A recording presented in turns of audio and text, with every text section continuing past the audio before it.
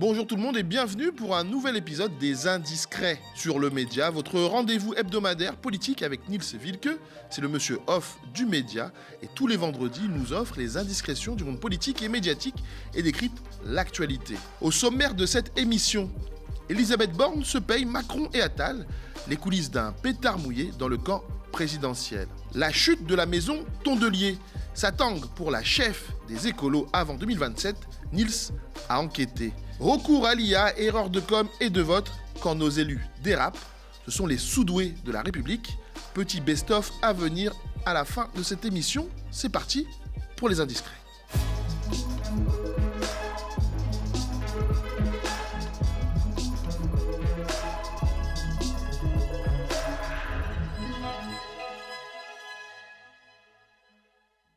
Bonjour Nils. Salut Cyril, salut à toutes et à tous. Alors comme ça, Nils, Borne joue les rebelles. Et oui, dis donc, un babou de son petit nom, comme on la surnomme, a quitté son poste de présidente du Conseil national de Renaissance, à ne pas confondre avec celui de la résistance. Les macronistes sont tous sauf des résistants, comme chacun le sait. Et voilà, et donc on voit l'ancienne locataire de Matignon qui fait la tournée des popotes médiatiques à l'occasion de la sortie de son bouquin intitulé Réveillons-nous. C'est la saison, décidément, après celui de Gabriel Attal ou encore de Bardella, nos étagères sont pleines de livres de politiciens, nous journalistes. Voilà, on est gâtés avant 2027. En tout cas, Babou a décidé de gâcher le lancement médiatique de Gabriel Attal. Au passage, elle lance aussi un petit tacle à Emmanuel Macron. Écoutez. Je suis contre un pouvoir solitaire et un peu vertical. Je pense qu'il faut respecter les corps intermédiaires. Je pense qu'il faut dialoguer avec les collectivités. Je pense qu'il faut donner toute leur place aux partenaires sociaux. Donc ça, c'est comme ça qu'on peut... critique pure de la politique d'Emmanuel Macron. C'est une critique de méthode, mais après, je développe dans le livre le fait que je crois que les intuitions qui ont été portées en 2017 étaient bonnes, même si naturellement, il faut aussi tenir compte d'un monde qui a évolué depuis. Voilà, une pratique inadaptée du pouvoir, dis donc. Effectivement, ça nous rappelle un certain personnage au plus haut niveau de l'État. Alors pourtant, on rappelle que Elisabeth Borne, que ce soit d'abord comme ministre ou ensuite comme première ministre, a validé toutes les combines du président pour passer en force, en particulier sur l'infâme réforme des retraites. C'est un petit peu facile donc de cracher aujourd'hui sur son ancien maître. Alors j'ai demandé à une proche d'Elisabeth Borne de m'expliquer un petit peu sa démarche. Elle me dit de manière très cash, Elisabeth ne peut plus encadrer Emmanuel Macron. Elle le considère comme un dirigeant sans filtre et sans limite. Elle est dure, elle, mais elle ne joue pas avec les institutions comme le président. Alors bon, avec tous les 49.3 qu'elle nous a imposés, c'est une défense qui peut effectivement questionner. Mais en tout cas, voilà, Borne quitte son poste alors que le bureau exécutif de Renaissance a décidé de confier au Conseil national du parti le soin de désigner Gabi comme candidat, ou quasi-candidat en tout cas, à la formation présidentielle. Alors le Conseil national, c'est une sorte de parlement du parti chez Renaissance, c'est un peu comme l'Assemblée de la France insoumise, à ceci près que, contrairement à Jean-Luc Mélenchon, qui a été désigné donc dimanche par l'intergroupe des élus insoumis, Gabi va tenter de faire intervenir un vote des adhérents que l'on imagine évidemment sur sa ligne. Bref, pour résumer, Babou a quitté le navire avant de devoir adouber son rival. Et oui, petite humiliation qu'elle a voulu s'éviter. Elle lance alors une nouvelle formation, encore une décidément dans le bloc central à droite et à gauche. Ça s'appelle Bâtissons ensemble, sauf que pour le moment, elle se retrouve bien seule pour lancer le chantier, Cyril. Et oui, parce qu'en 2024, ses soutiens allaient d'Aurore Berger à Clément Beaune, qui l'encourageait à prendre le leadership du parti pour barrer la route à Attal. C'est ce que rappellent nos confrères du Parisien cette semaine. Aujourd'hui, les mêmes sont un petit peu aux abonnés absents. Alors, il y a bien un comité politique de la formation d'Elisabeth Borne qui sera composé de quelques macronistes. On a les noms de Stéphane Travert, Astrid Panosyan-Bouvet, Agnès Buzyn, qui revient en politique après son échec au ministère de la Santé et au municipal à Paris. Décidément, on n'est jamais mort en politique. Il y a aussi Dupond-Moretti, Nicole Belloubet, voilà, Marc Ferracci, un intime du président Macron. Tout ceci fait ricaner au sein de Renaissance, c'est ça ? Bah oui, parce qu'en fait, j'ai demandé à un député proche de Gabriel Attal qui me dit « Bah oui, Borne, elle était déjà tellement absente des instances de Renaissance qu'on ne s'est même pas aperçu qu'elle est partie. Et puis pour les Français, elle reste Madame 49.3, un bon courage pour remonter dans leur estime et dans les sondages, on l'imagine. Et c'est vrai que les relations sont glaciales entre Elisabeth Borne et Gabriel Attal. Elle lui reproche d'avoir craché sur son action pendant son passage à Matignon. C'est vrai que Gabi était légèrement énervé. Et en plus, le vilain a osé lui envoyer la convocation pour le prochain Conseil national sans la prévenir, dis donc. Enfin, tout le monde a quand même noté que Borne se contente de quitter les instances, mais pas le parti Renaissance. C'est d'ailleurs ce que m'explique une ancienne ministre macroniste.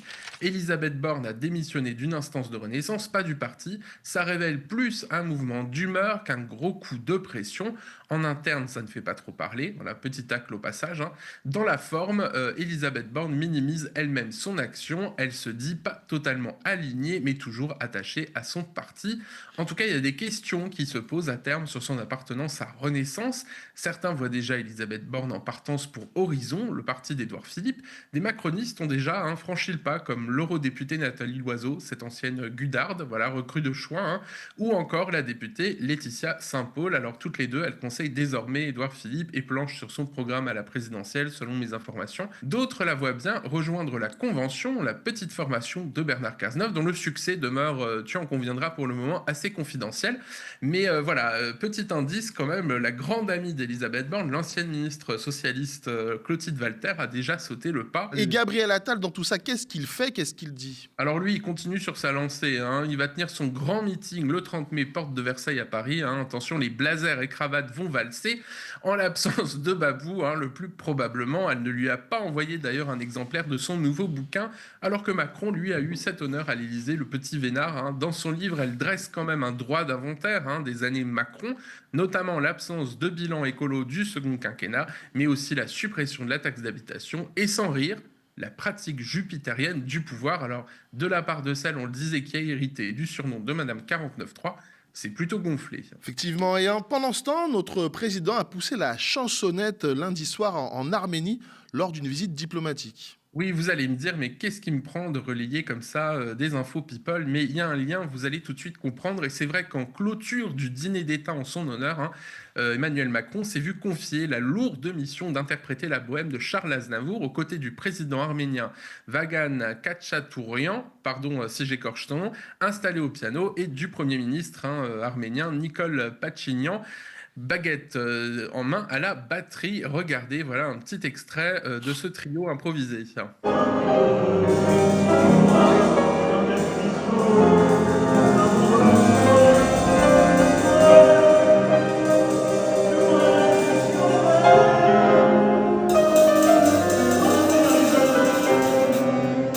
On va dire que le résultat vocal est approximatif, mais la séquence montre que Macron n'a pas peur du ridicule. Il n'est pas le seul d'ailleurs.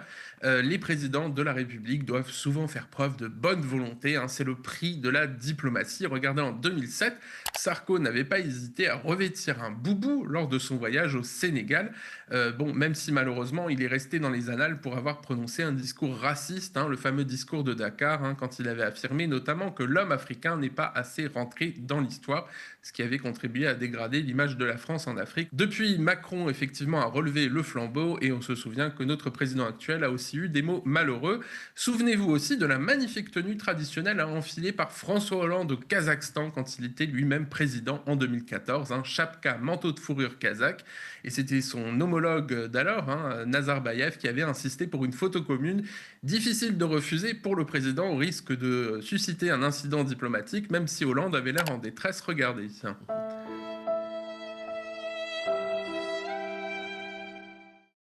Voilà, ça nous rajeunit pas, tout ça, Cyril. Effectivement. Bref, Emmanuel Macron a fait le job, et il a d'ailleurs permis à la France de signer de juteuses promesses de contrats commerciaux en Arménie. Voilà. Alors pourquoi je vous parle de tout ça ? Et ça permet de replacer le rôle du président de la République à l'international, et ça va faire la transition avec notre second sujet.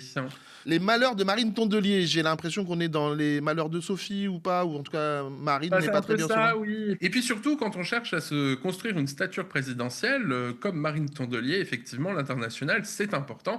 Et puis pour elle, c'est un petit peu la loose. D'abord, petit retour en arrière pour s'y retrouver. En décembre dernier, quelques 5300 militants l'avaient désigné comme chef de file en cas de primaire à gauche.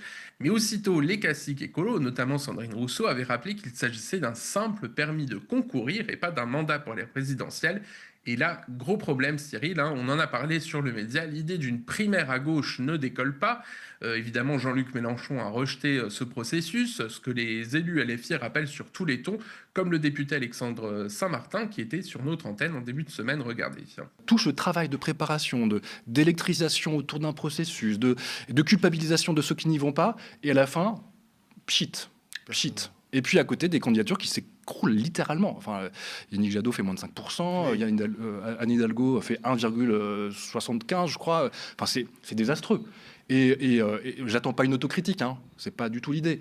Mais n'empêche, prenons acte qu'à un moment donné, dans les méthodes pour faire monter l'Union populaire, c'était l'idée qu'on avait portée à l'époque, on n'est pas complètement mauvais à la France insoumise. Voilà, constat sévère, mais pas dénué de réalisme. Et d'ailleurs, les socialistes ne s'en cachent pas. Le but d'une primaire, c'est de faire émerger une candidature non mélenchoniste, comme l'a rappelé Faure et ses affidés sur tous les tons. Je me prépare, je suis déjà prêt, je suis déjà volontaire, je suis candidat à une primaire.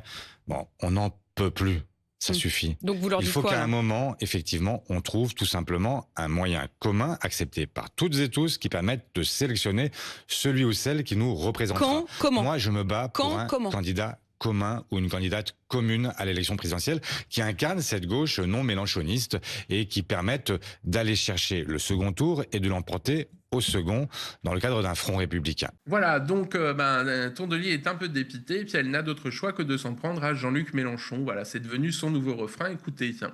On sait que Jean-Luc Mélenchon présentera vraisemblablement dans le week-end sa candidature à la présidentielle, comme par hasard avant le meeting de la primaire du 5 mai. Ça va être comme ça un peu tout le temps maintenant. Et donc nous, on le dit, on le redit, on le redit. On sait comment tout ça risque de très mal se terminer. Les écologistes, depuis le début, ont proposé une méthode qui permettait à toute la gauche et aux écologistes de se retrouver dans une candidature commune. Elle ne sera manifestement pas commune. Une fois que Jean-Luc vraiment s'écarte du cadre et de manière irrémédiable et définitive décide de partir tout seul, la question est que font les autres ? Et donc cette question, je l'adresse au Parti socialiste. Alors le souci, c'est que Marine Tondelier a tout misé sur une primaire pour s'imposer chez les écolos. C'est elle qui s'était imposée comme le trait d'union à gauche lors des législatives avec le nouveau Front populaire, avec Lucie Castet notamment. J'ai demandé à un cadre écolo effectivement une réaction par rapport à cette vague de mécontentement en interne. Marine était persuadée de remporter la primaire à gauche, donc elle a tué tout le monde en interne. Sandrine Rousseau n'est pas à la direction, Julien Bayou a été éliminé avec son aval, sauf qu'elle n'a pas la légitimité et la solidité d'un Jean-Luc Mélenchon. Voilà pourquoi je vous ai rappelé effectivement l'importance des questions internationales pour la présidentielle. Ce n'est pas un hasard d'ailleurs si quelqu'un comme Papy Hollande multiplie les voyages, par exemple au Liban en quête de financement. Mélenchon est effectivement l'un des rares leaders de gauche à être connu dans certains endroits du globe et il a fait ses devoirs avec une visite aux États-Unis l'année dernière pour entretenir sa stature d'homme d'État. J'ai posé la question aussi au conseiller politique Jean-Bernard Gaillot-Renucci qu'on connaît bien dans cette émission et sur le média. Il m'explique si Bardella y va, en cas de condamnation définitive de Marine Le Pen en appel, Trump et les autres feront tout pour qu'il soit élu. Les autres candidats ne comprennent pas que cette élection sera internationale ou ne sera pas, et notamment à l'automne. Et oui, à l'automne, la présidentielle en France va être percutée par les midterms aux États-Unis et les législatives en Israël, ce qui définiront notamment le maintien ou pas de Benjamin Netanyahou. Et c'est vrai qu'en France, on est toujours très concentré sur l'actualité nationale et sur nos petits problèmes franco-français, alors que le monde continue de tourner et que, évidemment, ça a une influence sur notre pays. Alors franchement, une candidature de Marine Tondelier à l'Élysée, chez la France Insoumise, certains raillent évidemment les prétentions de la patronne des écolos, surtout que les sondages ne lui sont guère favorables. En interne, chez les écolos, on se gausse volontiers du bilan de Tondelier, qui visait le million de militants d'ici 2027. Bah oui, c'était en 2023, regardez le Figaro qui titrait. Effectivement, bon, elle a encore un petit peu de temps, elle a quelques mois pour atteindre le million, il va falloir qu'elle mette les bouchées doubles. Et ce n'est pas le petit meeting de ce mardi soir à la Bellevilloise qui va la rassurer. Oui, effectivement, hein, la petite sauterie a eu lieu 48 heures après que le reste de la gauche semble avoir été pris de court par l'officialisation de la candidature de Jean-Luc Mélenchon. Il y avait pourtant quelques indices, voilà, quelques jours avant. Effectivement, Public Sénat notamment, qui était sur place, explique les organisateurs annonçaient 1600 inscrits, mais le fond de la salle clairsemée renvoyait une autre impression, ça fait vide, soufflait un militant socialiste. Alors par la suite, on a appris que Raquel Garrido s'était plaint effectivement de cette formulation et elle a tenu à faire ajouter que une salle de débordement avait été ouverte pour retransmettre la soirée et elle annonçait effectivement 1200 personnes présentes. Alors j'ai posé la question à des confrères qui étaient sur place ou encore effectivement à des cadres, que ce soit socialistes, voilà, enfin, ou de leurs affidés qui étaient sur place. Tout le monde m'a dit quand même que c'était pas non plus une ambiance de folie ni une ambiance de meeting en délire. Et c'est vrai que Raquel Garrido, bon, elle est désormais sans mandat électif, elle s'est reconvertie en VRP de la gauche sans la France Insoumise. Et effectivement, elle a poussé ce petit coup de gueule contre les journalistes qui ont fait état d'une salle à moitié vide. Manifestement, c'est quand même ce qui a eu lieu. Bon, mais enfin, de toute façon, les journalistes semblaient plus intéressés par les réactions du reste de la gauche face à une candidature de Jean-Luc Mélenchon annoncée pour la présidentielle que par les autres têtes d'affiche de la gauche. Et ça a vite fini par les agacer. Regardez la séquence repérée par nos confrères du HuffPost. Le leader de la France Insoumise minimise totalement le danger de l'extrême droite. Je le dis, c'est irresponsable. La question de l'union avec le leader de la France Insoumise, je dis bien avec le leader de la France Insoumise, est une question fermée. Et il faut avoir le courage de le dire plutôt que d'entretenir une fiction qui nous coûte du temps et de l'énergie. On prend une dernière question et on arrête. Vous espérez encore un revirement de Jean-Luc Mélenchon? Personne ne l'a vu. On avait arrêté maintenant. On attend ça. Finalement, c'était la dernière. Voilà, c'est assez savoureux. Et finalement, cette primaire de la gauche, c'est encore les militants qui en parlent le mieux. Écoutez. Si à la fin, il y a un candidat qui va réussir à faire 4 ou 5%, bon bah... Vous êtes quand même hyper pessimiste, si je comprends bien. Réaliste, on va dire. Les espoirs de victoire limités et un responsable de gauche de se lamenter. 2027 sera un mauvais moment à passer. Pour revenir aux écolos, Nils, tout le monde a peur pour son poste en interne.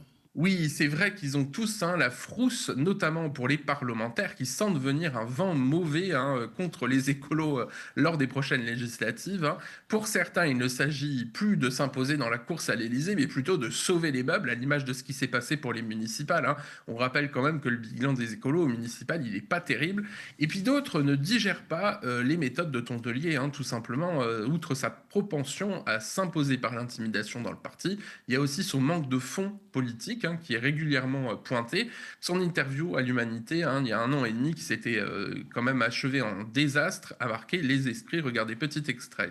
Sur la lutte des classes, les choses sont simples. On est tous d'accord ici pour se dire qu'il n'y aura pas de transition écolo sans justice sociale, parce que la transition écolo sera juste ou ne sera pas. Que les premières victimes j'allais dire du changement climatique, mais des autres crises aussi, de l'effondrement de la biodiversité, des maladies environnementales, c'est toujours les plus précaires. C'est les personnes qui habitent le long du périph' en Ile-de-France, c'est les personnes dans les pays genre Mayotte qui sont quand même un peu moins protégées des catastrophes naturelles que d'autres. Enfin, c'est comme ça que ça se passe. Donc il faut la fin du capitalisme. Si vous voulez. Et le cadre écolo que j'ai interrogé pour préparer cette émission me dit, en dehors de dire il faut une primaire, elle n'a pas d'autre action que de commenter la politique politicienne. Ce qui permet de construire une majorité, c'est un accord programmatique et une alliance pour les législatives. Devinez qui justement a déjà un programme et qui propose une alliance. Dis donc, Jean-Luc Mélenchon en ce moment, ce qui fait enrager le reste de la gauche. Voilà, alors le patron de la France Insoumise, il s'est fait adouber en grande pompe dimanche, cérémonie du 20h sur TF1 comprise. Il n'est pas venu sur le média pour nous offrir cette exclusivité, mais bon, c'est pas grave, on se rattrapera sur d'autres informations. En tout cas, lui, il a déjà un programme et une armée de militants pour mener campagne. Et si ses adversaires s'en inspiraient. Merci beaucoup Nils pour tout ça, Marine Tondelier. J'espère qu'elle t'écoute et qu'elle pourra peut-être rectifier le tir si jamais elle en a la capacité. On lui souhaite. On lui souhaite en tout cas. Merci. On va passer au dernier sujet, le grand n'importe quoi cette semaine à l'Assemblée. Oui, il y a comme un problème en tout cas. Hier, on a appris que le député d'extrême droite Charles Aloncle avait eu recours à ChatGPT pour trouver des sources à inclure dans son fameux rapport de la commission d'enquête sur l'audiovisuel public. Des internautes ont trouvé l'adresse URL d'un article de presse avec la mention donc d'une utilisation de l'IA. Regardez.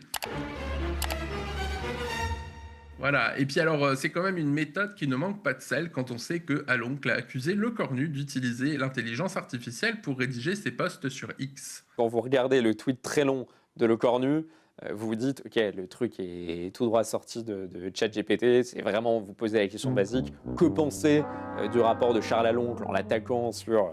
voilà. ChatGPT qui n'avait pas lu le rapport d'ailleurs. Qui n'avait pas eu le rapport. Mais bon, je pense que vous faites un prompt assez rapide. Vous avez exactement le tweet de Le Cornu sans avoir le rapport et sans mettre le nez dans ces 400 pages. C'est en tout cas ce à quoi ça ressemble. Bon, bah au moins maintenant, on sait qu'ils font pareil tous les deux. De son côté, son adversaire, le président de la commission, Jérémy Patry-Létus, a intégré de fausses citations de Cicéron et de Condorcet dans le rapport. Et oui, hein, la culture, c'est comme la confiture. Vous connaissez le proverbe. L'élu Horizon a finalement reconnu qu'elle n'était pas sourcée et il les a retirés. C'est vraiment les sous-doués au pouvoir. Je sais pas ce que t'en penses, mais enfin quand même, c'est pas terrible. Remarquez, en matière de boulettes, on a été servi ces derniers temps. Regardez par exemple Jordan Bardella qui confond l'Iran et l'Irak lors d'un discours. Depuis le déclenchement de l'intervention américaine en Irak, les prix flambent. Le pétrole a explosé. Les approvisionnements sont perturbés. Et ce sont les Français les plus modestes qui paient la facture. Oui, c'est pas de chance, hein. À une lettre près, il y était, dis donc. Hein. Remarquez, il va pouvoir se renseigner puisqu'il est en pleine tournée des chancelleries étrangères, comme l'a appris l'AFP.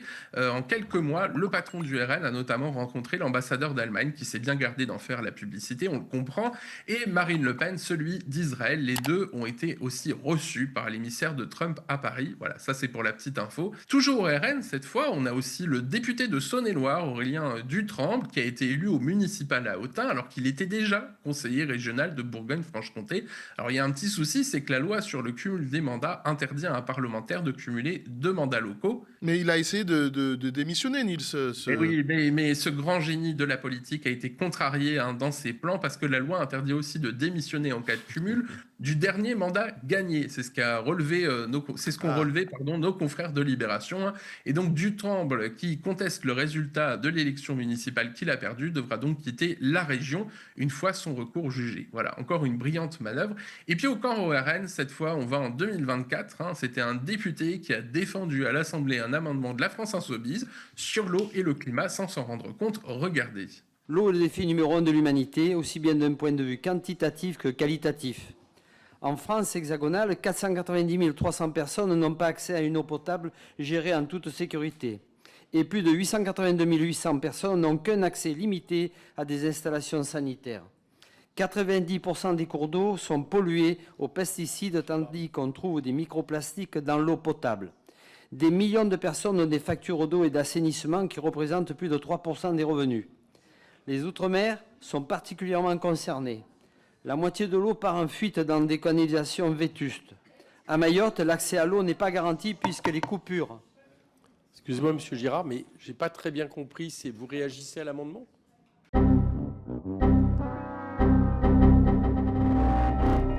Voilà, donc il a défendu l'augmentation des crédits de l'Office français de la biodiversité pendant plus d'1 minute, alors que son parti aimerait plutôt supprimer effectivement les agences de l'État, ce qui a fait ricaner les élus insoumis à l'époque. Coquerel évoque quand même une récréation.